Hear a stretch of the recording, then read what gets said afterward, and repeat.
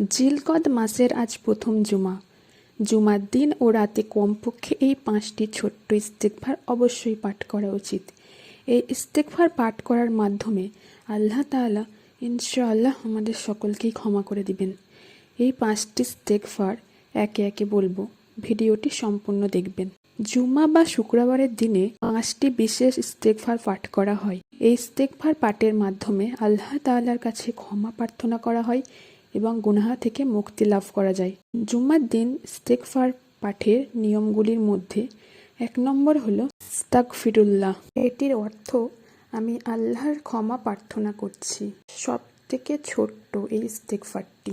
এটি পড়ার নিয়ম হলো প্রতি ওয়াক্ত ফরজ নামাজের সালাম ফেরানোর পর রাসূল সাল্লাল্লাহু আলাইহি ওয়াসাল্লাম এই ইস্তেগফারটি 3 বার পড়তেন। আস্তাগফিরুল্লাহ হলো ক্ষমা চাওয়ার একটি সাধারণ এবং প্রচলিত দোয়া, যা সব ধরনের গুনাহ মাফের জন্য ব্যবহার করা হয়। 2 নম্বর আস্তাগফিরুল্লাহ ওয়া আতুবু ইলাইহি, অর্থ আমি আল্লাহর ক্ষমা প্রার্থনা করছি এবং তার দিকেই ফিরে আসছি। এটি পড়ার নিয়ম প্রতিদিন 70 থেকে 100 বার।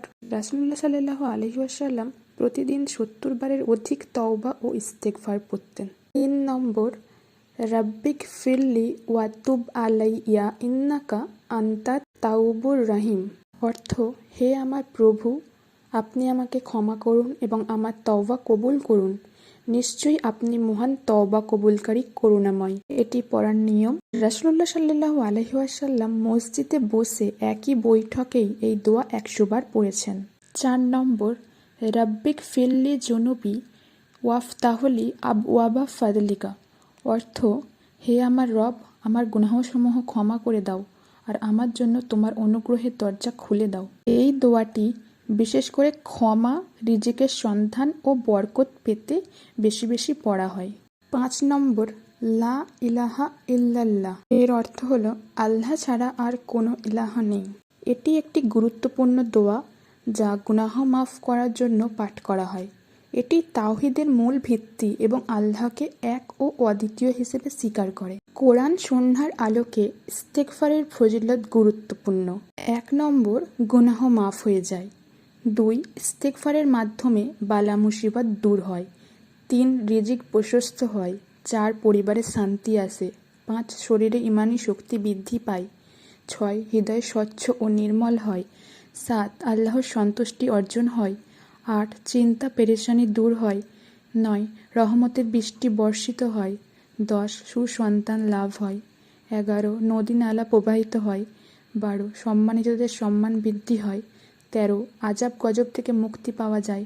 14 মুস্তাজাবুদ দাওয়ার গুণ অর্জন হয়, অর্থাৎ ইস্তেগফারকারী এমন হয়ে যাবেন যখন তিনি কোনো দোয়া করবেন আল্লাহ তাআলা তা কবুল করবেন। 15 পরকালে জান্নাত লাভ হয়। এই ইস্তেগফারগুলি জুমার দিনে বেশি বেশি পাঠ করা উচিত। এতে গুনাহ মাফ হয়, বিপদ থেকে রক্ষা পাওয়া যায় এবং আল্লাহকে খুশি করা যায়। আল্লাহ তাআলা সবাইকে বেশি বেশি ইস্তেগফারের আমল করার তৌফিক দান করুন। কোরআন সুন্নাহয় ঘোষিত ফজিলত ও মর্যাদা পাওয়ার তৌফিক দান করুন। আমিন। আজকের ভিডিও এতটাই। ভালো লাগলে অবশ্যই শেয়ার করবেন এবং চ্যানেলটি সাবস্ক্রাইব করবেন।